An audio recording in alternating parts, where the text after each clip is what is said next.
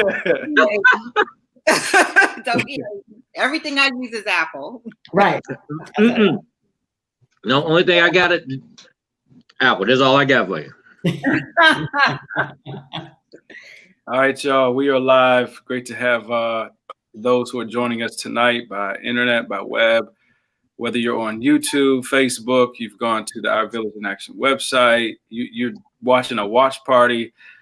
When Dr. Staples shared a watch party last week, it took me almost the entire week just to go through all the comments. It's just crazy how many comments are on different news feeds. And so I encourage all of my guest panelists tonight, as we are opening up, just maybe do a watch party on your Facebook and go through the comments this week.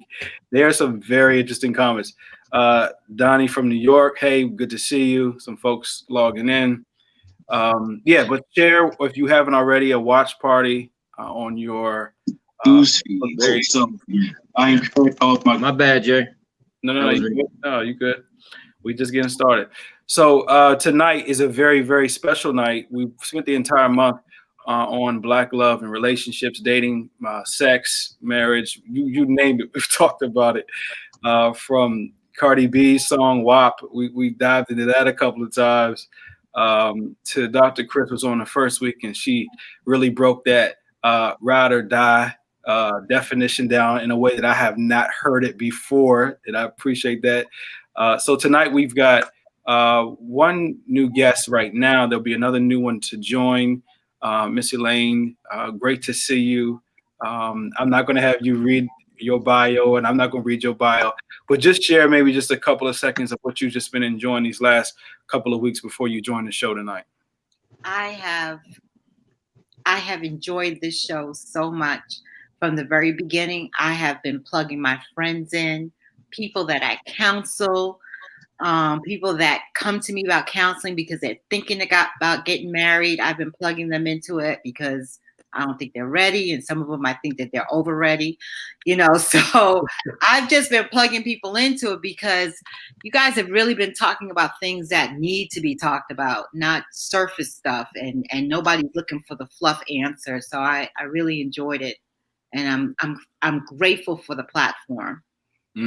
Great. Well, it's great to have you on the show tonight, Miss Elaine. I know that you've got a lot to bring. We'll have three guys, three gals who will join. I'll moderate tonight as always. And so the barbershop meeting, the hair salon, many of us know we over the years have played these, competitive, guys versus girl games. And it always seems like when we're having these conversations, especially about love, dating, sex, and marriage, the gentlemen tend to side with gentlemen, women tend to side with women. Very rarely have we entered into the same space and been able to have courageous conversations about these topics, and also treat one another with respect without shutting the other one down, without belittling the person for having their own opinion, without being too loud to try to be overbearing in a conversation. We have some intellectual folks on the call tonight who can carry a conversation on a platform by themselves, but they have entered into this shared space tonight because we believe that teamwork is the best thing that we could possibly do in really sharing this message. And so we might not agree on every comment or every point that was made tonight, but we know how to respect one another, even if we disagree. And that's some of the things that we oftentimes don't see when we have these type of live conversations. So the last 3 weeks, those who have not joined us, we've been discussing, deep, intimate, vulnerable conversations about love, dating, and sex. On the show, none of us are experts in the sense of being relationship experts. We didn't go to school. We don't have degrees in like relationship therapy. But what we offer is an invaluable commodity, and that's experience in the platform to talk about things that we mainly discuss in just the barbershop and mainly discuss just in the hair salon. Each of us has our own skeletons and our missteps, but this is what has allowed us to grow personally and professionally. Now, before we jump in tonight, just want to remind you, we've had an all female panel the first Tuesday. Dr. Chris was on that one this month. And surprisingly, the last 3 weeks, you heard from an all-guy panel. Now, Lamar and Fred will tell you, we didn't intend or anticipate that. We were just going to come do one time and then jump off and then get into something else. But we just had such an incredible audience that just asked us to come do a part 2 and then us do a part 3. And then tonight, we just thought it would be so fitting and important to bring the men and the women together. So the barbershop and the hair salon gives us the single opportunity, hear this, to escape to a place of familiarity and regain the strength to take on the world. For many, our hair appointments give us the opportunity to discuss the things that we often hide due to fear of judgment. I'll say that again. Things that we disclose in the barbershop, we won't disclose anywhere else due to fear of judgment. But tonight, the barbershop and the hair salon will be under one roof, something rarely seen before. So I want to jump into the conversation right away. I do believe that communication, ladies and gentlemen, is the one thing that has really kept our relationships from thriving. There are other factors and there are other things, other tenets, other components, but I think lack of good communication, effective communication, has really kept us from being able to thrive in our relationships.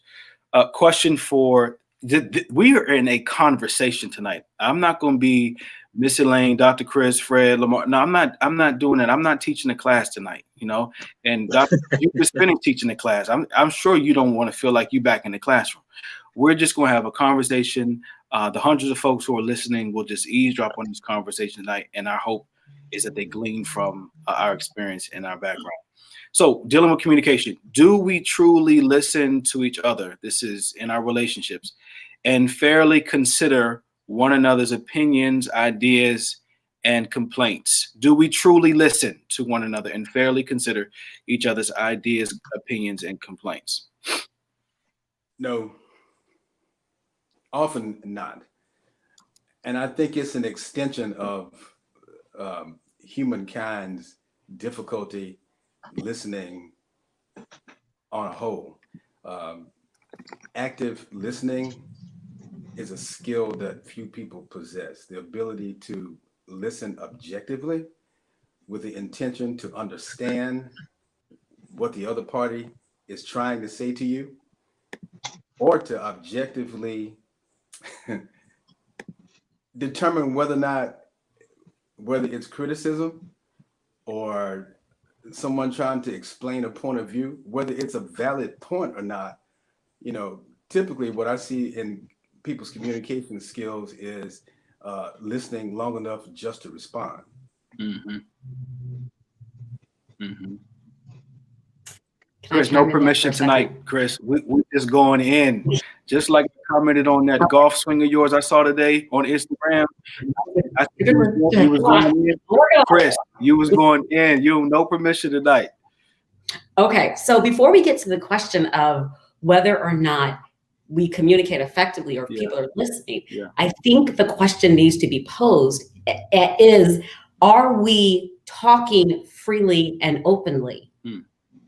Because it's one thing to ask if the person's listening, but are you truly saying what you want to say? Because you started out talking about how people are going to judge you. You don't say what you truly want to say. Sometimes you say something, listen to people's response or see their response, and then you decide to either backpedal or go forward. So we got to start with whether or not you're even talking the truth to begin with, before we can even get to whether or not the other person's responding, is what I would argue.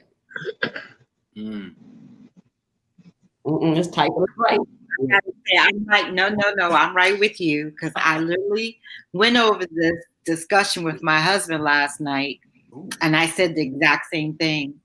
What happens is most of the time we start to consider, before we even start the conversation, we already have an idea of how the outcome is going to be. So we start rethinking what we're saying and trying to convey a message that gets convoluted because we're afraid to speak. So what people have said is that you start out telling the truth, then you start lying about it, depending on how the person responds.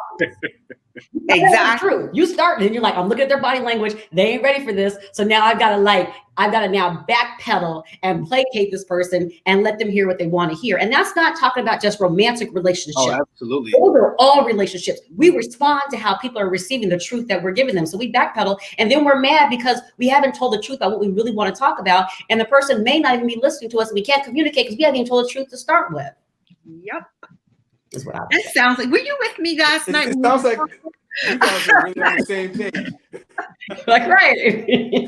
4 minutes in, I they're on the like same the page. backpedal analogy, Chris. That was great. But I think about my male relationships, like my relationship with Lamar, or my relationship with Fred. Like I don't backpedal if I have something to get off my chest. Mm. And so I don't even consider their body language. Mm. Right, because I know that I'm in a space where I can actually get what's on my mind. I can get it off my chest, right? And so because I know I have that latitude with the men in my life, the men who are close to me, I don't have to placate or backpedal. But I totally agree that when I'm in conversations with a woman and I'm watching her body language shift a little bit, I'm thinking, well damn, I might not go all the way in like I'm thinking. Let me pull back a little bit. Oh, we can use profanity with the pastor on the line? Okay, cool. I didn't know. You don't know. She hasn't been around the last couple of weeks. I'm about to say, Chris must have missed the last couple of weeks. You need to go back and replay what we've been talking about the last 2 weeks. I got scared when Fred was talking. I just knew I lost some members, but it was all right though.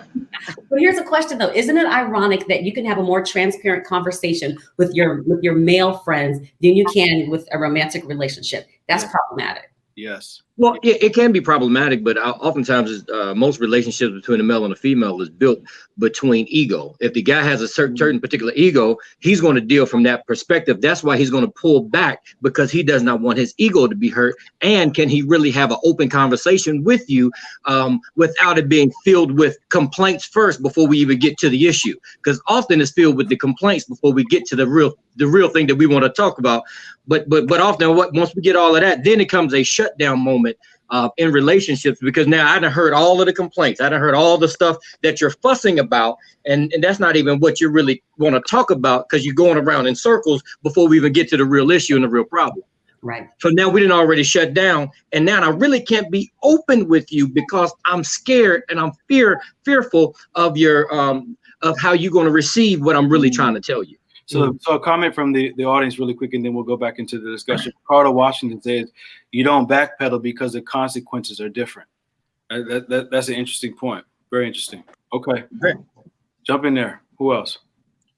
This is good. This is good. This is good. A question then, because I grew up with 7 boys, 7 brothers, right? I don't backpedal, but I do ask questions.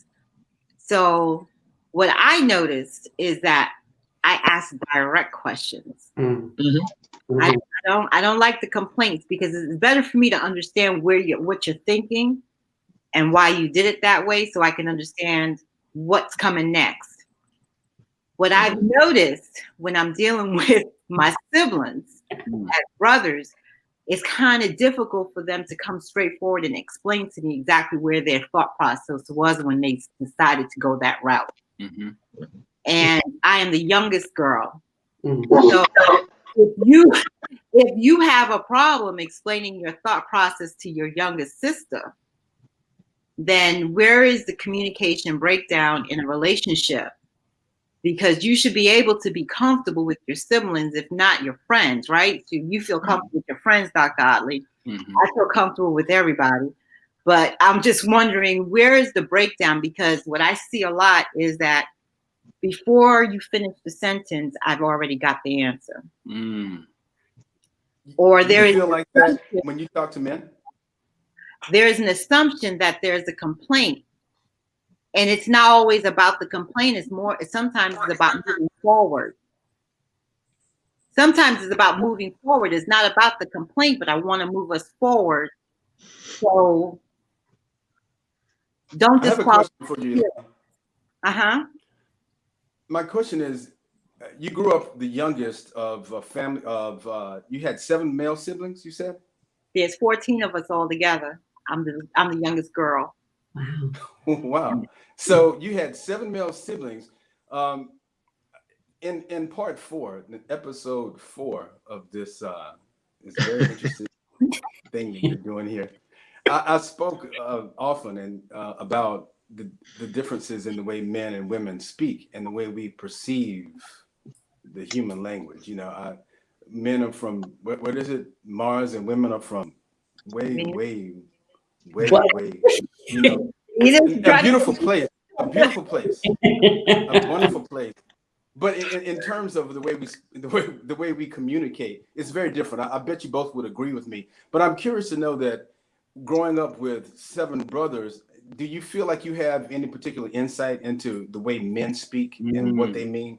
Because part of the difficulties that we have in communication, I think, is as clearly as we each as a gender may think we're speaking, what we're saying is often being perceived entirely differently.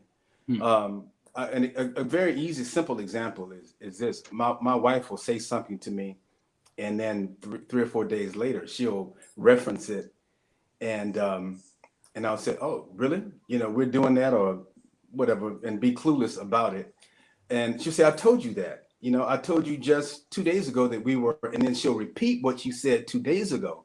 But the difference is that what she said 2 days ago didn't mean what she's saying now. It's just syntax, the way she speaks, the way women say things, and what they expect you to glean from it is a lot different, I think, than what men think. But I was just curious to know that whether or not you thought you had any particular insight into, because you said you're more direct and straightforward, and I found I'm a registered nurse, so I've spent 32 years working with women, and it's not always easy to, as much as I love and appreciate and adore and admire women.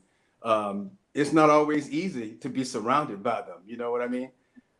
And have a clear understanding. I see the differences in the way we speak and the way we comport ourselves. You know, what do you think about being socialized among a large group of men? I think that what I see and what I observe in different relationships, even in my relationship, because my husband and I have been through that. He said something and I totally didn't register. And then he'll say, "I said it before, Elaine." And I do the same thing to him, right? But what I think is what happens when we're talking is that we stop listening. We just stop listening. Like I literally said to him last night, you know, I asked you a question. My question is a direct question, but you told me a story. So somewhere in the middle of that story, I totally stopped listening to what you were saying because it's not answering my question. And then I sit back and say, well, did he actually answer the question? Then I have to ask again because the answer that I was searching for, right. So I have to turn around and ask you again. And of course, you already said it, so now it becomes a tug of war in the conversation. And there are times when people are just direct and asking for a direct answer, and then there are times when people want a story. It's up to us to understand who we're talking to and how to deliver the information. There's everything in delivery. In the pulpit, you have to deliver. If you're with a bunch of people that like to hear the hoopling and the howling and all that stuff, that's what you need to do.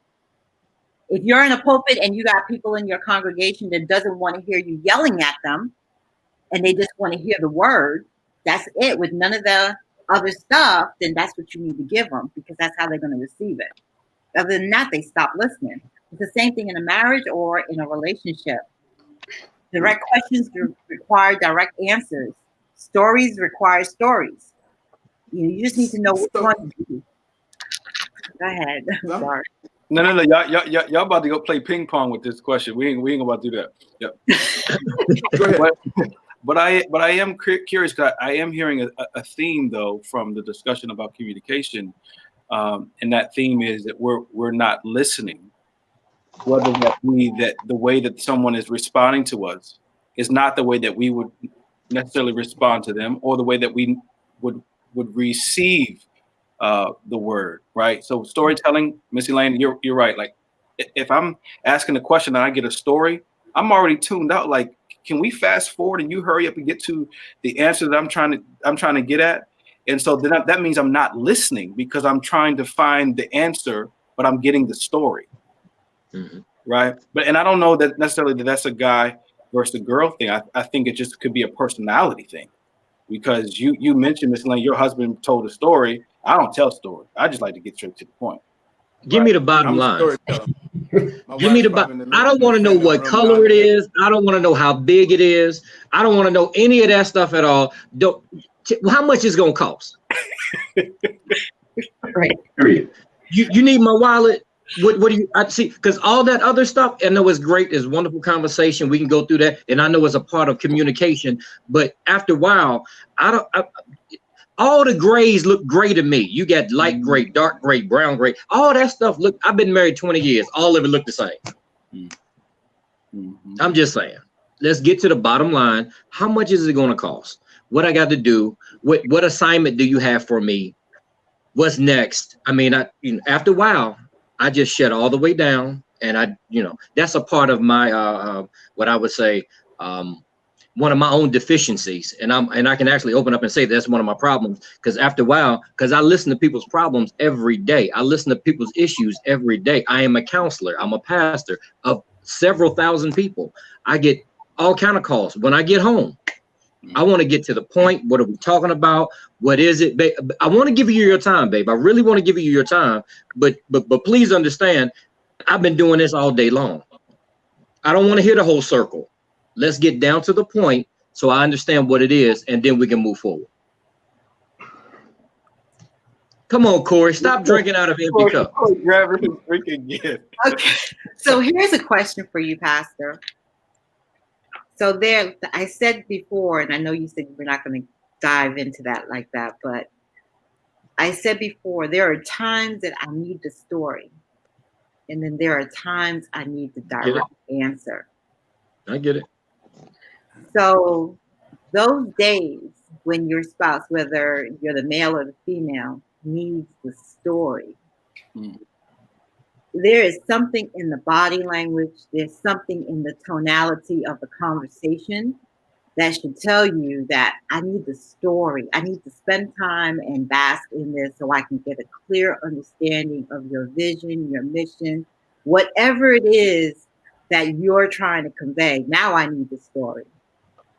What happens sometimes is we get to the point where we just don't want to read the body language, the tonality, figure out what it is that our relationship, the most important person in our world, is needing at that moment.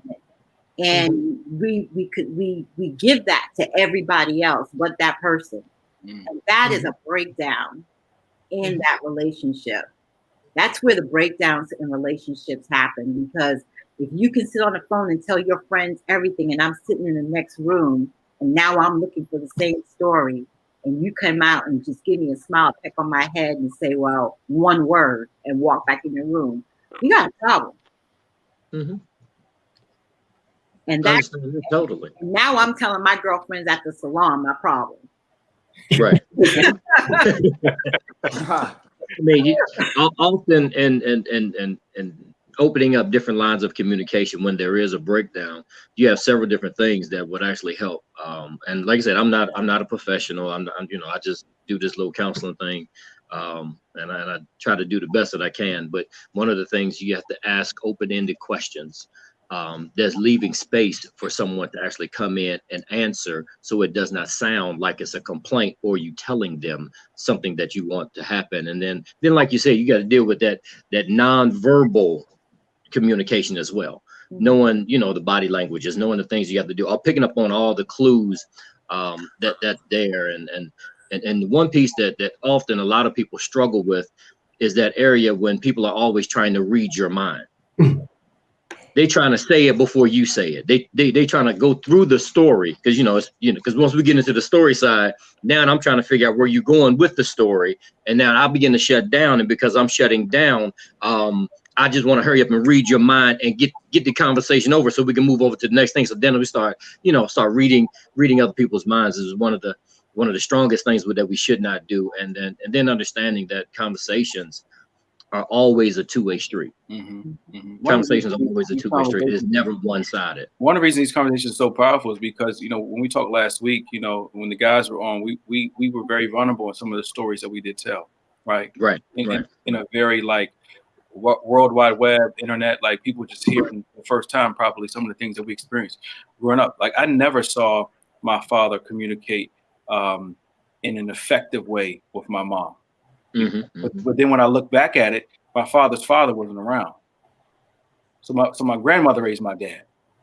So now I'm having to figure out effective communication from a father who loves me dearly, but he never learned how to communicate effectively himself when it came to my mother, right? So we take all these things, these experiences with us into relationships, call it baggage if you want, but we take all those things into relationships and we try to say, okay, well, you expect me to know these things, but in reality, if I sit down and tell you my story, then you understand why I don't know these things. So I am not married, so my knowledge is theoretical. So I'm going to pose a couple of questions. So, and I think this easy fixes from a theoretical perspective, but I want a practical response. I do believe that communication is a two-way street. So is it the difference of saying, hey, I have a direct question versus saying, hey, I want to have a discussion. A direct question gives you one answer. A discussion is going to give you a story. So if you start out that way, the other person kind of knows what they're expected. The second thing to possibly think about is that you can always, when you're in a conversation, once the person's done talking, instead of you quick to respond, repeat what you heard and make sure you heard it properly. Like, hey, this is what I heard. I'm giving it back to you. And then you're like, yeah, that's what I heard. And then you can say, now let me give you my response, because there's no misunderstanding what either person said when you give it back to them. And then lastly, I think the pastor makes a really great point. It's if you want a discussion, if you ask somebody, how's your day? That's going to get a one-word answer. That's a closed answered question. That's binary, good, bad, or in between. If you say, what were the highlights of your day? What could you have done better? What made you laugh? What could you have improved on? That then becomes a discussion. So it's a two-way street, and the onus sometimes has to be on the person and how they want to direct the conversation. But this is just theoretical. I ain't been married for 20 years. Tell me where my theory doesn't hold up. Go ahead, Corey. So first of all, let me just say this. I was glad just to sit and listen. Because of course you guys know that I'm engaged to be married in less than 2 months now, and so Congratulations. Thank you so much. Was previously married, but I was listening to all of you guys conversating. I was thinking, wow, the answer I think is so simple but yet complex at the same time. Because I was listening to Lamar and I was thinking to myself, I can associate with that. I've been in those situations before. As a pastor, as a leader, as a confidant, where I'm downloading information and intaking information all day, and I come home and the person that is just in love and excited to see me is there almost like jumping at the door like a puppy waiting for daddy to come home. And I'm like, and that's not just my spouse, but even my kids. Sometimes I just don't feel like talking. And the question that you have to ask yourself, Dr. Otley, the question, Fred, is, does your spouse allow you the space to just not feel like communicating at that time? Am I safe enough to come to you and say, baby, I need a moment. I can't give you direct or give you a story right now because I am exhausted. And I just need time to go in and take a shower and decompress. And then I can come out and refresh. And so you would hope to be in a relationship where you are vulnerable enough and connected enough to where you can be honest with the person that you're in a relationship with. The second thing I was going to say is about the whole story versus direct. I'm so glad that Dr. Otley said that it's not just a male thing, but it is both, because I was sitting here thinking of, in my previous relationship, I remember one time she asked me a very direct question and I started off with a story and she bit my head off, right? But what I was trying to do is, sometimes as men, what we do is we will, and I'll just speak for myself. Sometimes in one conversation, I'm remembering what was talked about 2 or 3 days ago. And I'm remembering that the start of the frustration, the origin of this irritation started on Tuesday. And so what I'm trying to do is backtrack and deal with what I didn't deal with on Tuesday, bring it around. And this is a true story. I was trying to say, listen, on Tuesday, I was wrong here. I misinterpreted that on Wednesday. It caused me to have an attitude on Thursday. So on Friday, I'm saying, baby, I'm sorry. But she wasn't trying to hear that. She wanted to know about Thursday right now. And I just thought to myself, I wonder, do I do that to people? Because I think sometimes in communication, we can be so in a hurry to get to the answer that we don't allow them to tell us the story, because in the story, we may find a jewel, we may find a revelation about that person, we may find a deeper understanding about that person. And so I think it's unfair for us to demand that they give us a direct answer, or I demand that you give me a story. I think that the safest place is to say, because I love you, I'm going to let you have the liberty and freedom to answer this question however it makes you feel comfortable to answer this question. And because I love you, and because especially we've been together 20 years, 10 years, 15 years, I understand that everybody got different love languages and communication styles. So I'm not going to force you to operate within my style. What I'm going to do is give you the liberty to expeditiously tell your story. Or I want you to expeditiously tell your story, or I want you to quickly give me a direct answer and be patient throughout the process. Oh,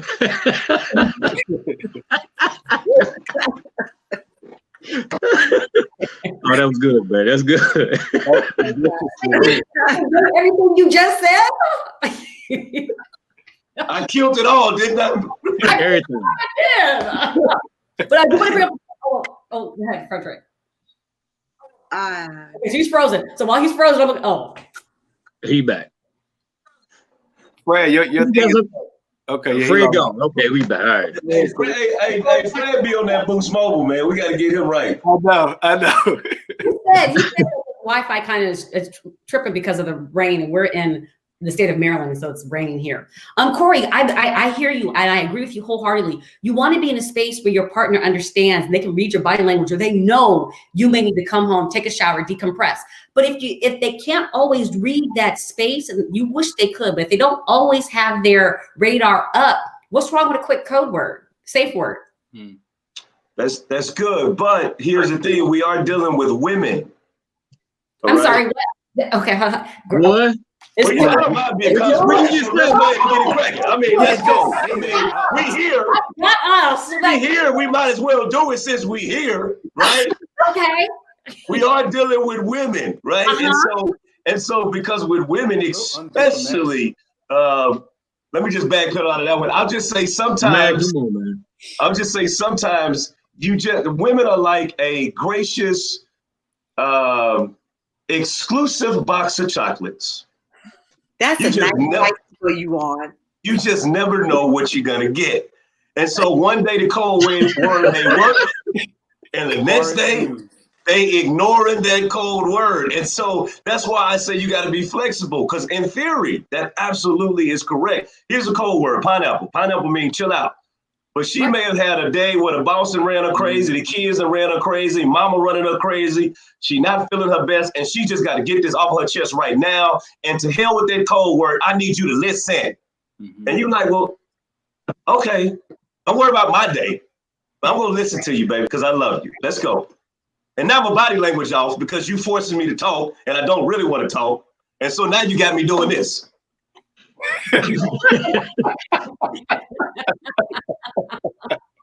Well, so the point is, I understand it's theoretical, but so the point is, do you then adhere to the boundary you set? If the code word is spoken, then the code word is spoken.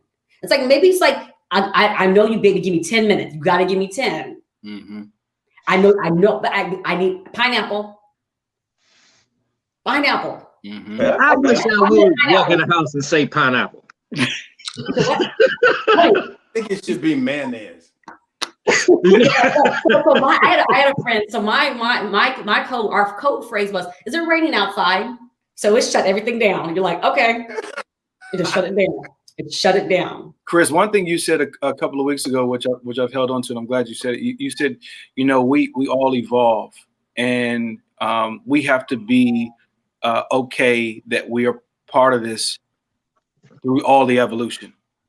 And I think that's where sometimes the frustration comes in and I'll say us as men, and then the men on the call can speak differently if they feel differently.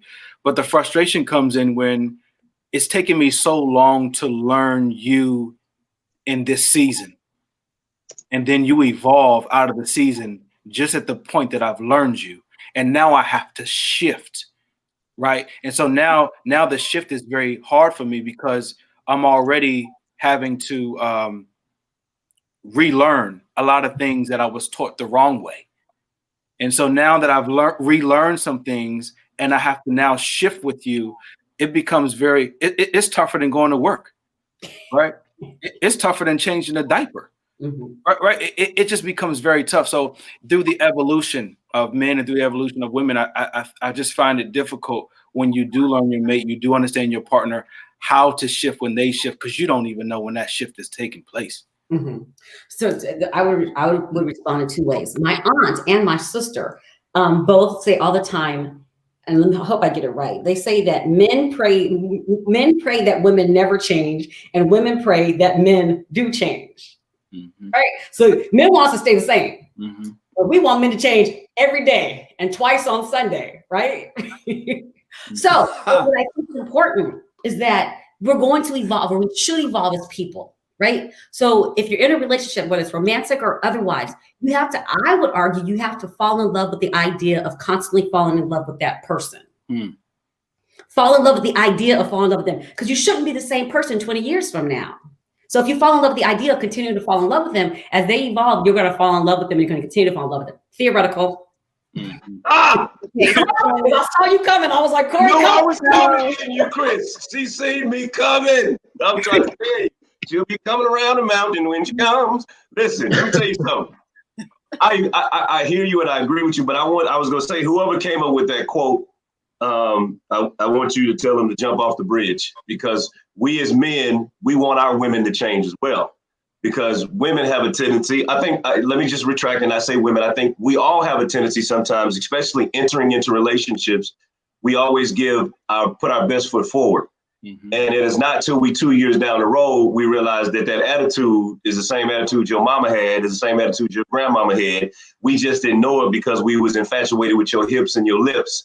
And now we dealing with an attitude. No, we want you to change it, please. And we want you to see value in changing it. And we want you to see that the reason you need to change it is because it becomes a heartache and it becomes challenging to communicate with you, because you have an embedded attitude that has become familiar. So you have a functional dysfunction. And I think that goes for both parties. Sometimes we can have functional dysfunctions and we all should evolve. And so if you can't, I think when it comes to love, the reason that I asked my fiance to marry me is because I made a decision that I was going to love her for who she was and whoever she became. And I think it gave her a safe place to be her. And as Dr. Jason said, it can become cumbersome at times, but that's what life is about. Life is about a journey. And life is about, I said it on the last one, and I'll say it again. I personally believe that one of the greatest assignments God gave us when he put us on this planet is for us to discover who we really are, to discover that purpose. It's a journey, not a sprint. It's a marathon, not a 100-meter dash. And I'm praying that I find that everybody watching and those that are on here, they find that person they're willing to take that journey with. And you realize that that nigga crazy, really. He just ain't showed you that he crazy, but he crazy and bipolar. And you may not find out for 5 years, but one day Fred go come home and the IV didn't go the way he wanted it to go, and he go flip out. Right? And you gotta love him through his flipping out season. And I think that's just the truth, And so you just never know what you go get with all of us, because men go through midlife crises. Men go through, and I think the brothers will agree, I know the women will, we don't have menstrual cycles, but sometimes you think that nigga got a period, the way he acted. We all have emotional ups and downs. And so we gotta be able to love that person through it all, not just love them to it all. Right. You know, my mother-in-law said something really great to me before my husband and I got married. She said, you know, there are going to be days that you just can't stand him. And those are the days that you don't need to pray about him. You need to pray about yourself. That's good. You know, that you need to consistently pray that God works on you, because God is working on him and you can't change him. Only God can do that. So in this household, I don't look for that for my husband. What I always say to him is, you can do it. If God gives it to you, you can do that. That is yours. We're walking this journey together, but we're still on an individual path. You have purpose. I have purpose. My purpose is to complement some of the things that God has for you. I'm your helpmate. But it does not detract from what God has in purpose for me to do. So I have purpose. And you won't hear me tell you that you can't do something. What I will say to you is, okay, how will we get this done? And let's map this out. But your journey is yours. When you need to, I tell a lot of people, if you're sitting there yapping in your husband's ear, he cannot hear God's voice. You have a dysfunctional household. There is no voice happening in that house if you're consistently talking and arguing and yelling and carrying on like a fool. You married him.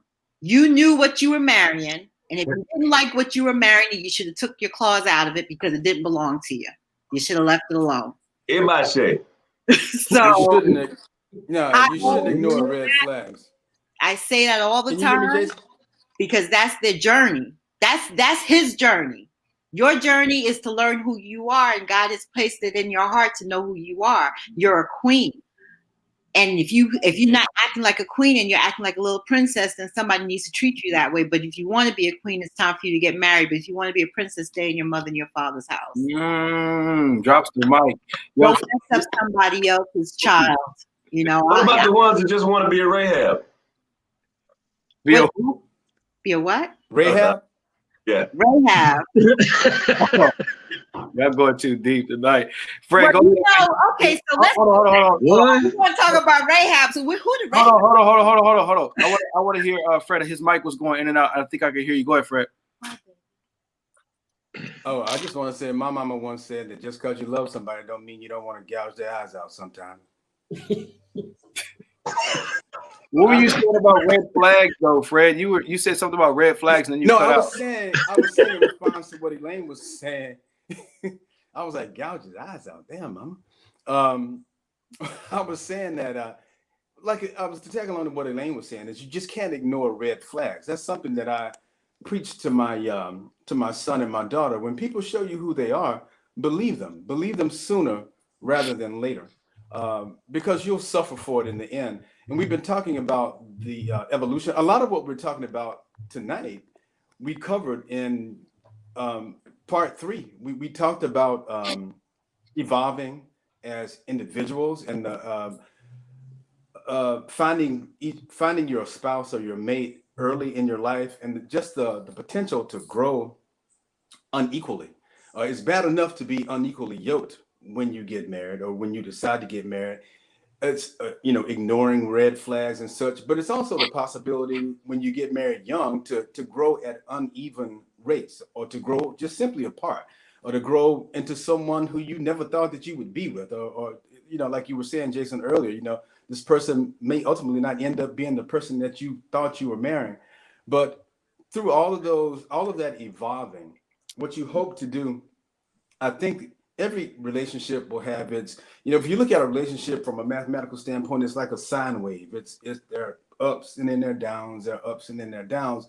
But you hope that through all those ups and downs, you don't stay on a there you go, brother. You don't stay on a horizontal plane. If that sine wave is going on where time is linear and the value of your marriage is vertical, you hope that wave is going up the whole time. You hope that Yeah, you do that again. You hope that through all those ups and downs, the value of your marriage is increasing. That's what I'm talking about. See, my brother, I love you, dog. But that's what I'm talking about. You know, through all of that, you should be the quality of your union should be increasing, not just staying the same. You don't go through ups and downs. Every up should be great, should be a celebration, and every down period in your marriage or in your relationship should be an opportunity to learn and grow, rather than an opportunity to stay the same or to decrease in the value of your relationship. Because there's going to be changes, and that's just an illustration of just how difficult it is to have a successful marriage or union or any type of relationship with anybody, for an extended period of time or forever, for that matter. So even when you're talking about value of relationships, everybody brings value. Well, we hope in a relationship. We hope, right, Mr. Lane? It's not we hope. It's the type of value that they bring to the relationship. Is it conducive to who you are? Or are you hoping that they're going to be the person that you want them to be? Because just like he said, what you see is what you're getting right now. And there's no telling if it's going to take 20 or 30 years for that person to change their personality. How dare you walk into a relationship thinking that somebody needs to change to fit who you are? Mr. Lane is talking. That's exactly what I said in part 3, right? We're not God. It's pretty prideful and thoughtless to think that you need to mold somebody, or that you should have the right or the audacity to try to mold somebody into the image of what you think is perfect for you, right? We talked about that in part 3. The men did, and I agree with you there. I certainly agree with you there. When I say value, I mean your relationship should be getting better and better and better as a result of all of the ups and downs. But with us in our household, I mean, my husband and I, we're going 15 years, and in our household, our relationship has most definitely, I mean, we sat back and talked about all these questions last night. Our relationship has most definitely gotten better, but it's gotten better for a couple of reasons. The both of us realize that God has brought us to one another, and God does not make a mistake. So when somebody says to you, well, did God give you that man or that wife? Did God speak in your ear and say that belongs to you? That's when you know that that's yours. And then how dare you tell God that was not sufficient? The man or the woman that you made that's walking this earth is not walking fast enough for me. He is on his walk. And I am fine with that walk because God is in 100% control of that walk, and I'm on mine, and God is in 100% on my walk. I trust the God that is in him, that guides him. That's who I trust. I agree with you. So when you're trying to talk about a relationship with your husband or your potential mate, that is the question that you need to ask God. Is this the person for me? And then you need to I took 2 years to get to know his family because I wanted to know whatever you do with your mother and your father is what you're going to do with me. However, you put God first. I'm waiting on you to start teaching your classes for real. When we gonna put you online and start just teaching classes? That's beautiful. After I attend your church a couple of times.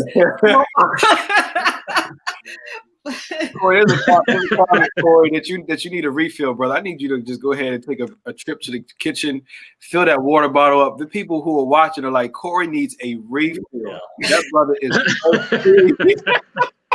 Listen, hey, let me tell you. I'm gonna tell you why I need a refill. I mean, the show wouldn't be the show if I'm not controversial at some point, right? And so I want to give a little pushback to one thing. I'm gonna put on a different hat for like 30 seconds, which means a minute as a pastor. I think the problem that a lot of us face is there's a scripture that says that one plants, one waters, God causes the increase. One plants, one waters, God causes the increase. I think the problem in every relationship is that we have this unspoken time clock and unspoken expectation that if I plant it, then when I go back out to look at and see if it's grown, I expect for it to have grown at a certain time. Yeah. And what we miss is the revelation in that text that it doesn't matter how much you plant or water, the control of the increase is God himself. And so once we relinquish that control of increasing, or of her changing her perspective, or of him changing how he deals with money, or changing how he talks to you, once you relinquish that and you just continue to plant and water positivity and you plant seeds of change, and you've got to trust God for the increase. And I think, again, we get frustrated when God doesn't move on our time clock. And so we got to be careful with that. Now, they go to pushback. Let me see. All right. So I think Miss Elaine, let me just say this. I think we have to be careful, especially in the church world, when we tell people that if God spoke to you and told you that that's your husband, then that's your husband and that's sufficient enough. Because sometimes we misinterpret God's voice with our own intentions and desires and emotions and inadequacies and traumas. And we go to church and we feel good and the pastor preaches to us and we feel like this is God. Ask me how I know. Because I got married and I just knew this was the Lord. As a matter of fact, I didn't know it was the Lord. A prophet has told me this is your wife and this is this. And it was 13 years of hell. But this is what the Lord said. And it wasn't until I removed myself from that false word or that false prophecy that me and my ex-wife became best friends. We became exceptional co-parents. But the truth is, I don't think it was ever meant for us to be husband and wife. But the word, that unauditory voice of God came and said, that's your wife. That's your husband. And I think we just got to be careful with that because some people are so thirsty and hungry to be loved and to be walked with that, you know, that the Lord told me that was my house. Well, how the hell he tell it was your house? Because I just closed on it. I'm confused. And so we just got to be careful with that. All right, I'm going to go get a drink. I'll be back. See how he gonna drop something like that and just roll out. Drop the mic and left. Let me think about this here. No, wait till he comes back. Wait till he comes back. I mean, why Miss Elaine is waiting till he comes back? I mean, one of the things that we really have to do, we have to deal with the area of what's real love. If you really have real love, then that's a whole nother place that we can kind of start in on and jump in on that place right there. Because if you have real love not only for your mate, but you also have real love for God. And once you have that real love and that real relationship with God, then you can begin. And, you know, real relationship means that there is an intimacy between you and God. Once you have that intimacy between you and God, then you can start saying, okay, well, now I really did hear the word of God, because there's an intimacy, because now I'm no longer a child in this thing. I'm no longer, you know, a young adult or a young man, as the scripture says, in this thing. I am now what they consider to be a father and or a mother. So now, since I have grown in this level of intimacy with God first, now he can begin to talk to me and share with me how and who I need to be connected to, and our relationship can begin to bond from there. But it's all centered around one word. It's called love. If you get to that love with God, then you have that love, you know, for someone else, and begin to sociologist. Before Elaine and Corey have their interaction, but is there another relationship that we're forgetting about, and is that the relationship with ourselves? That's good, Chris. That's good. That's really good. Relationship with yourself. Speak on it, sis. Speak on it.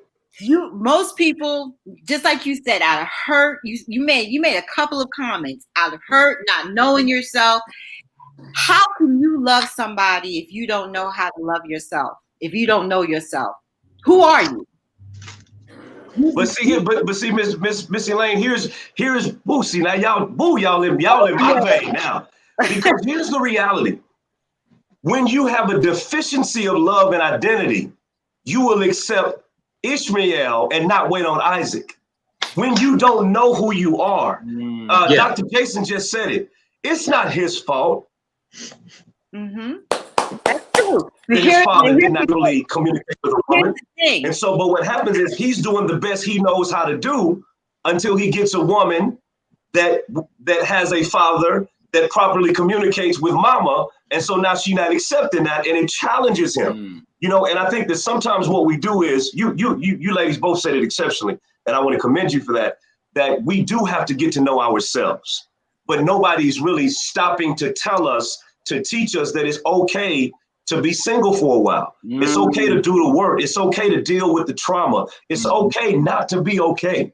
It's okay to tell her, baby, I like you, but I need this time for me to help develop me and change me. And I think that once we get to talking like that, but that is not a conversation that is readily available for most people, especially in the church. And Corey, let me just throw this out here real quick. It's not trendy. I'm just going to say that it's not a trendy conversation. Not trendy. No, not at all. Whether it's in church or whether it's out of church, it don't matter what venue you're in. It's not a trendy conversation, and we are still a people who do like trends, right? We like fads, we like trends. Like Gucci or Versace, whoever it was, said some crazy stuff, some racial stuff some months ago, and you see these social media posts about black folks boycotting Gucci and boycotting Versace, whoever it was. But then within weeks, you see we back to our old ways again, because we always tend to follow after trends. And I just feel like whether it's the church or outside the church, if we're always preaching about being in a relationship, or your girlfriends at the club is talking about, girl, you need a man, is those messages that we take in and then we make our own, even if we're not ready for a relationship, we've made those messages our own. And see, that's the problem. So when you start talking, Dr. Ali, I'm big on this. When you start understanding that you are a king and you are a queen, now you understand who you are, and you know your power. You know what you can speak. You know what you can do. You know that there is purpose in you. You know that there is more to you than the booty call that you're about to make. You now understand that queen that you just looked at for a piece of butt, or whatever you want to call it, that queen has a destiny. It's not just to be laying on her back. Now you know how to speak life into your black community. The trend was never our trend. We adopted a trend and we kept going with it. Now we need to talk about what that trend was so that we can get back to where we were, because we weren't always like this. We didn't have high divorce rates and high abortion rates and high everything, all these different high rates. We had high rates of women and men that were successful, that knew how to communicate with each other, that knew how to raise their children and stayed in a household. We knew how to lift each other up instead of crushing each other because somebody else has told us that we're better than what we have in our hands. We knew who we were at one point. Now we don't know who we are. So we're accepting everything and thinking it can fix who we are, who we think we are when we look in the mirror. You need to look in the mirror before you start looking for a man or a woman. You need to know who you are, know what you can do, understand what you can do, and then know your value. And the person that you're with, if they can't sit back and say, this is his time, and he needs to find himself, and I need to sit back and allow him to become the man that he needs to be so that he can maybe one day provide for me, then she don't belong with you in the first place, because she's going to tear you down. He's never going to be able to lift you up, because it's always going to be about her feelings. Hey, real quick, because we called it the barbershop meets the hair salon, I'll put this out there and say, when we're in the barbershop, the men, to Miss Elaine, you raised a point. You talk about booty call. That word probably comes up, a good number of times, in the barbershop. I think I've heard that word thrown around quite a few times. I don't know what barbershop you go to, Jeff. I'm very curious. Yeah. Not a barbershop that I go to either. I'm not sure. You might want to change barbershops, friend. You holler booty call. It's all right. My brother called it. Go ahead. I know what you're talking about. Y'all know what I'm talking about. Y'all acting funny tonight. We're gonna continue this conversation. I'm just curious though, in the hair salon, Chris and Elaine, the types of conversations, the levels of vulnerability, the things that you do expose amongst women. Because if we're going to talk about the hair salon, the barbershop, men do spend a lot of time in the barbershop. We do talk about women. We talk about sports and we talk about women. Those are top topics of conversation. And it has been for years. very curious, never sat in the hair salon, never spent probably more than 5 minutes, maybe dropping my mom off and picking her up. What type of intimate conversations usually take place in a hair salon that may not take place in the relationship? Yeah. You want to talk, Dr. Marsh? No, don't get quiet now. I can tell you what I talk about. I'll tell you what I talk about. I can tell you what I talk about. What do you hear? I can tell you what most women talk about finance. Okay. How they have an issue with not just communicating with their significant other, but with the finance. The lack of the ability to move forward financially and get the things that they think they deserve financially. Trying to figure out how to come to that equal medium where we're not in debt and we're not killing ourselves trying to get out of debt. How to how to talk within the household or with each other and enjoy each other's time, and while the kids are not involved. How to have a date night and really have a date night where we're talking and enjoying something that we're both into instead of what you're just into. You know, that's basically we talk about. That's what I talk about. You know, with the people that I meet when I get my hair done.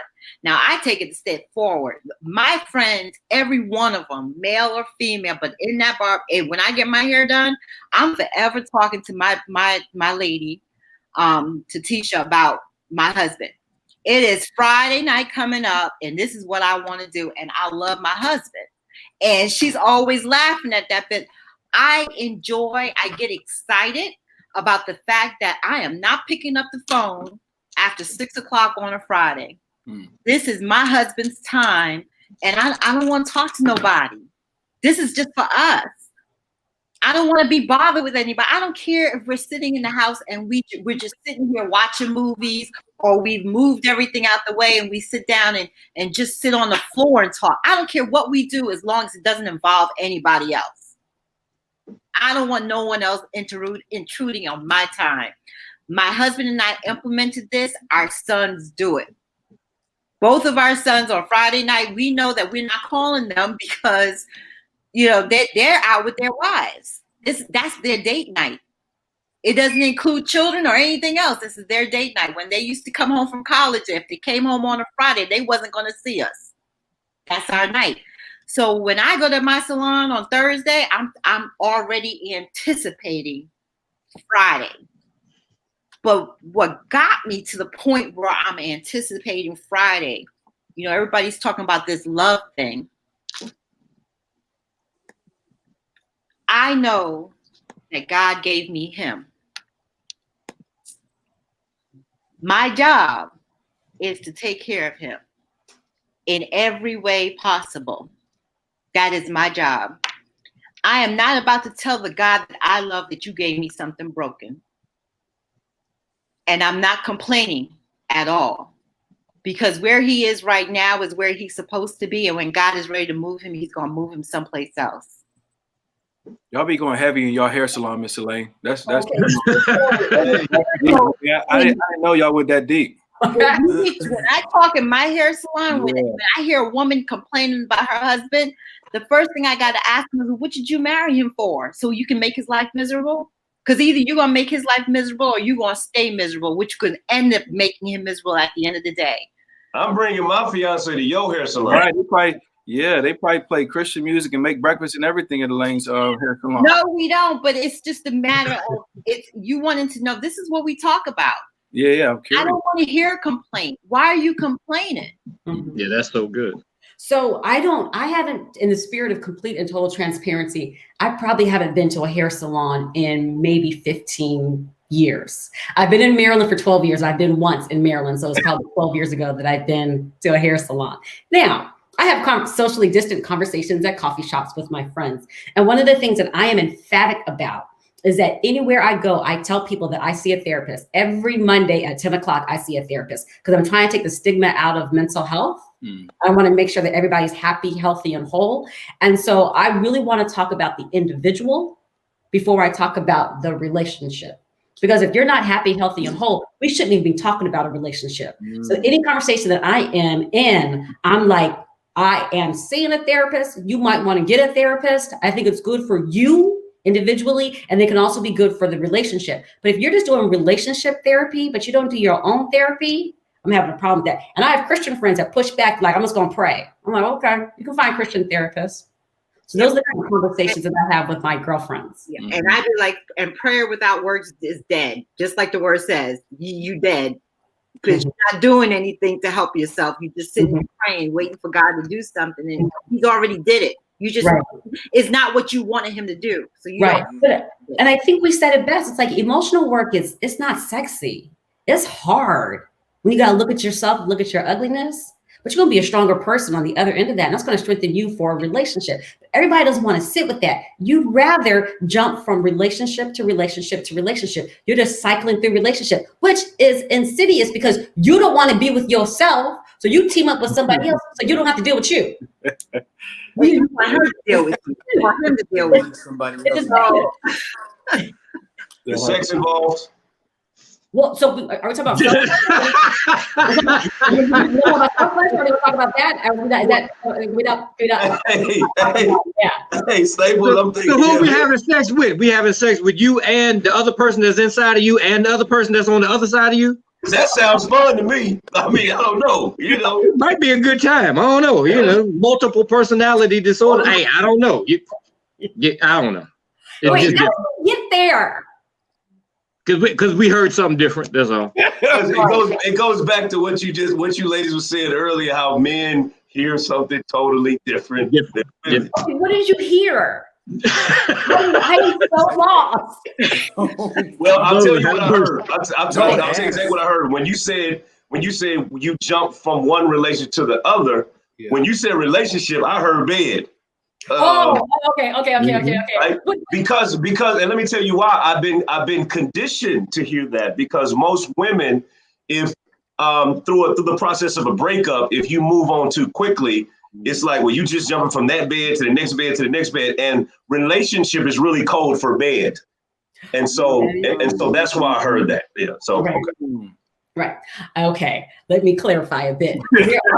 There are some men that use like the idea of marriage as their way to get women to like be interested and involved with them. And that happens inside the Black church and outside the Black church. Like, I want to be married. You're it. I'm like, tell me my middle name. Tell me my favorite color. Tell me the last book I read.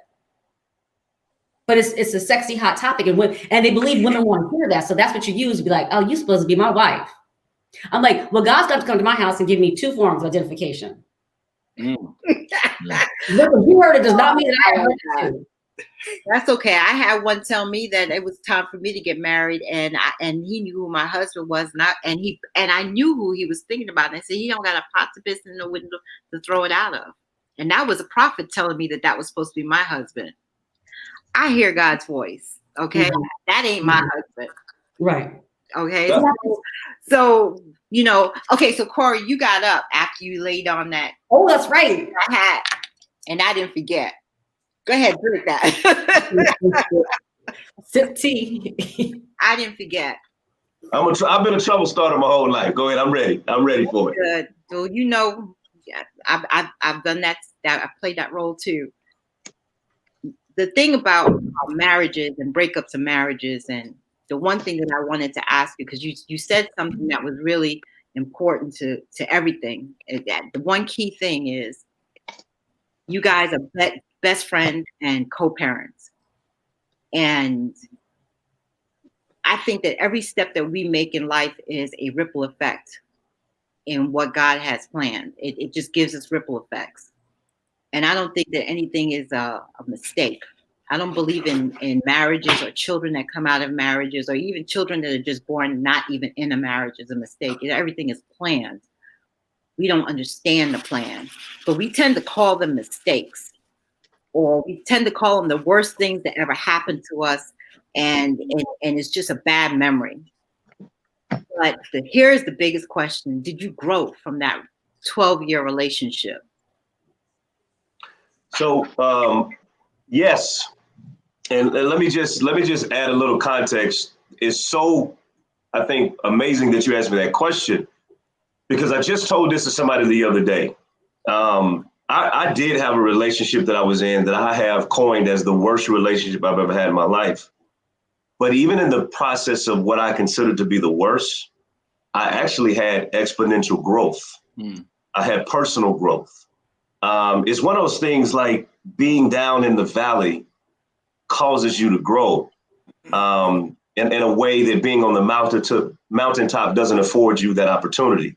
And so absolutely I grew. Absolutely I grew as a man. I grew as a father. I grew as a Christian. I grew as a businessman. I grew as a pastor at the time. Absolutely, there was so much growth.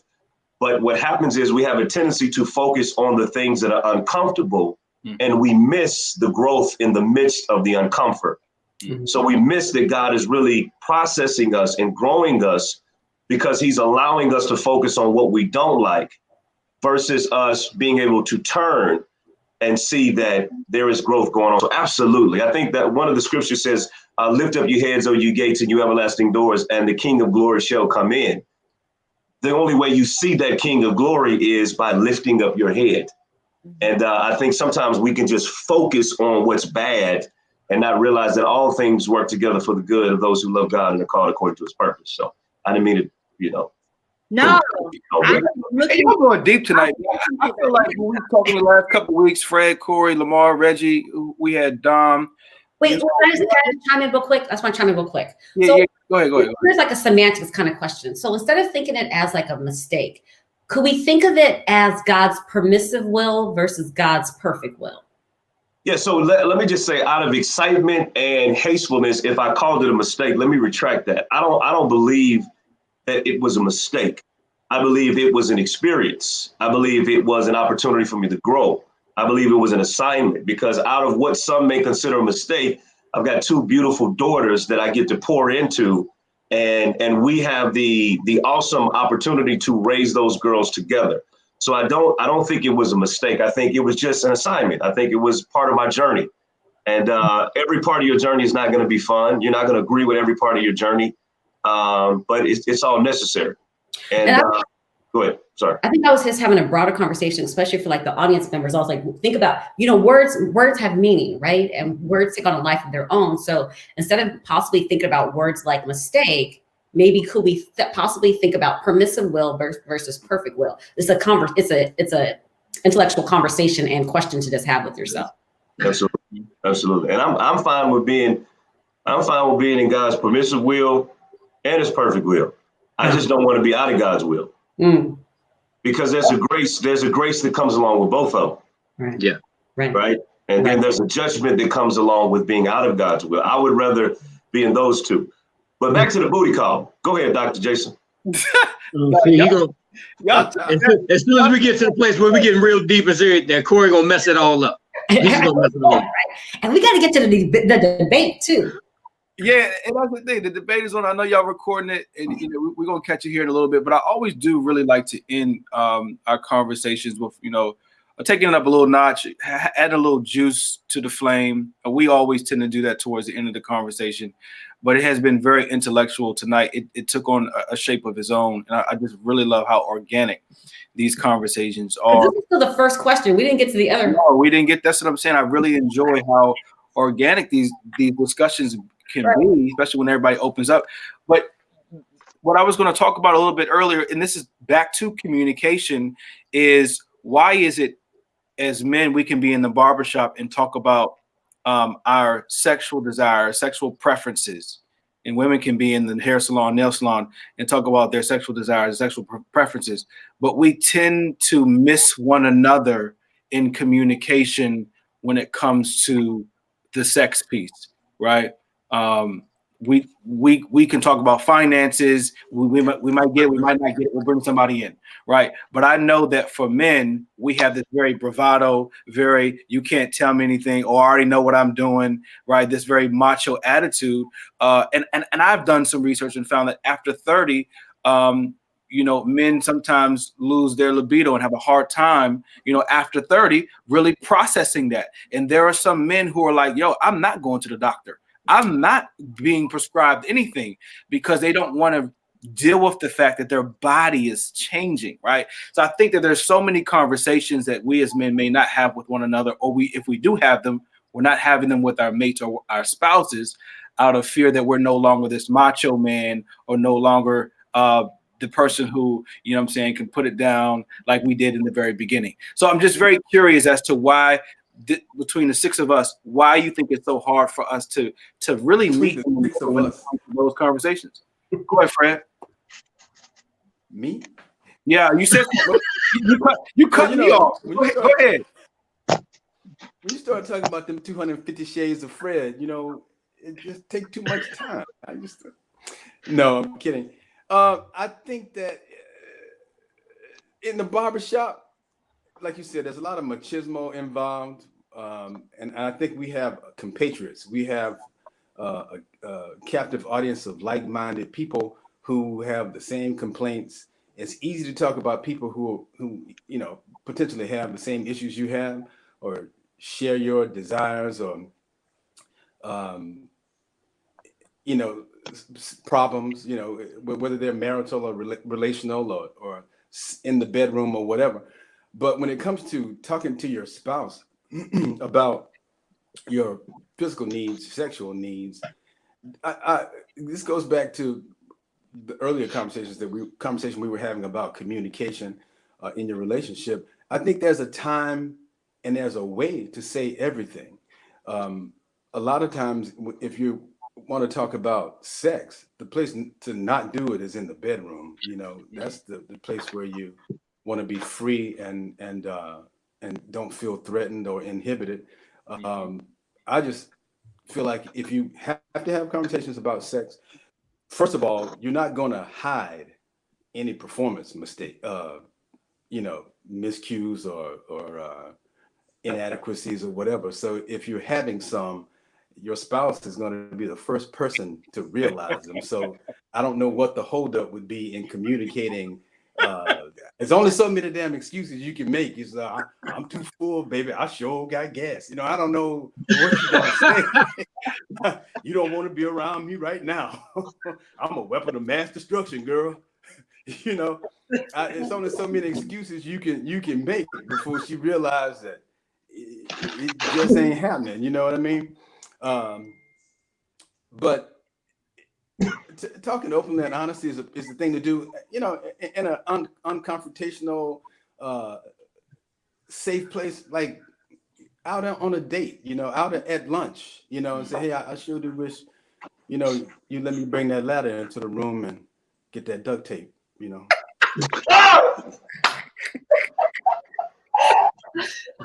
That's the Fred I know. That is the Fred I know. You just have to shave. You just have to shave her whole arm, so she go to work. She just won't have like a little hair missing from right around her wrist. You know, people and everybody knows. You must have that duct tape. Yeah. You know how important that conversation is, though. That conversation is extremely important, and most people miss it. A lot of people just think that, you know, some women will go through a process thinking that he's no longer attracted to me. Mm-hmm. And that becomes an issue for her and who she thinks that she sees or how she views herself. And then sometimes what happens because of that, the women start to accept the compliments and the attentions that other men will give them. You have refused or you have not had the conversation that you may be having an issue. The thing about having an issue with that and you didn't have one, it doesn't always have to be because you're getting older. There can be something actually physically wrong with you that you need to have checked.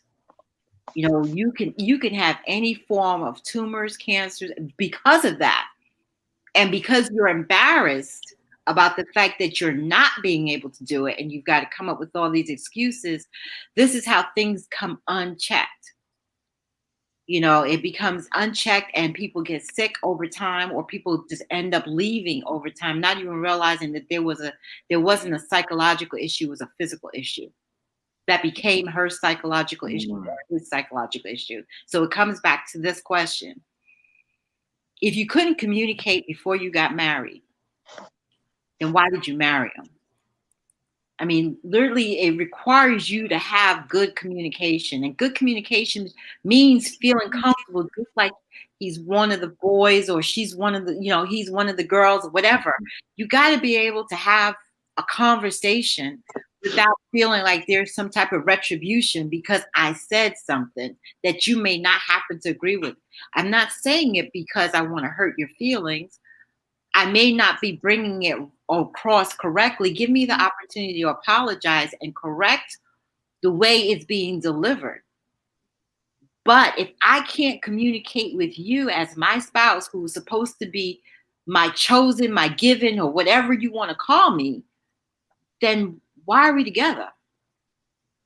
All right, 4 more minutes. We're gonna close out. So those who haven't touched on this topic, really quick, Chris, Lamar, Corey, jump on in there, and then I'm gonna close this out. Well, I believe just oftentimes it's a place of ego, like we started off in the beginning. Can we really have this full conversation without it being a major ego blow, especially to a lot of men? If we cannot, one, perform, we cannot get to that place that we used to get to because now time has gone past, or it might even be a problem. I mean, I'm currently right now a caretaker of my father because he has stage 4 cancer, which started in his prostate because he never decided he wanted to even get it checked. It turned into something bigger than what it should have been. And now I'm in the middle of being that caretaker for all of those situations, for all of those things that he's dealing with. But oftentimes what men won't do is that we will not go get anything checked out, that we can just, that's just part of our ego. That's just who we are. And like the biggest piece is, will you respect me later? Can I really trust you with my hurt?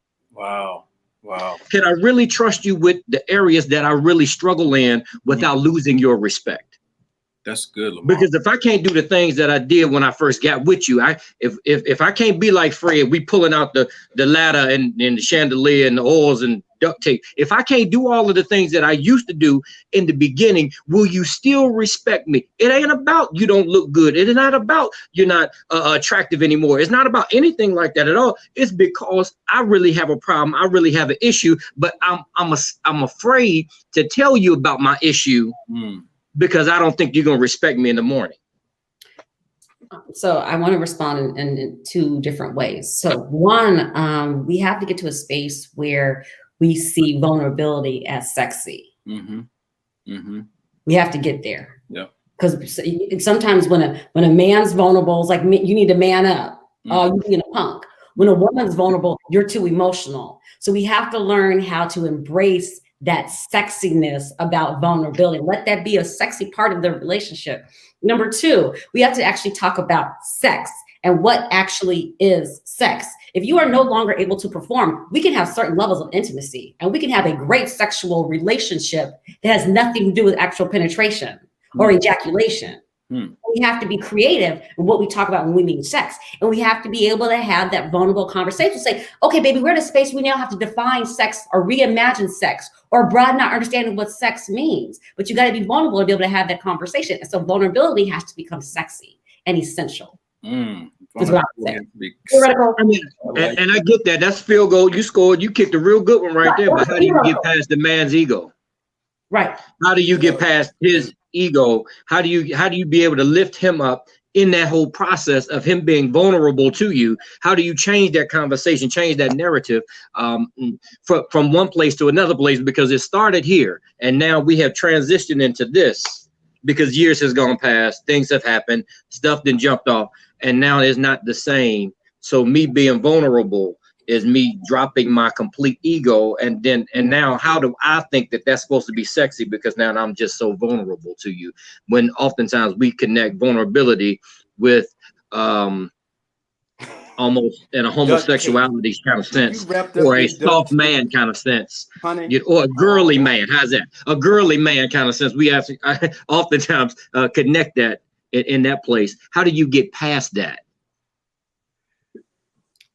Is that for me? Duct tape. I just threw it out there. I'm sorry. I just threw it out there. Your mic is going out. What'd you say, Fred? Duct tape and honey. He said duct tape. He's still over there talking about duct tape and honey. Really? duct tape. You feel vulnerable. I'm trying to tell This you. mic is messed up. Duct tape. Pastor Staples, I think Somebody your might need to pray question. us out. Fred needs to go home. Fred needs to go to bed with his wife.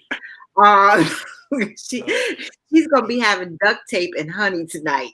That's what he's talking about.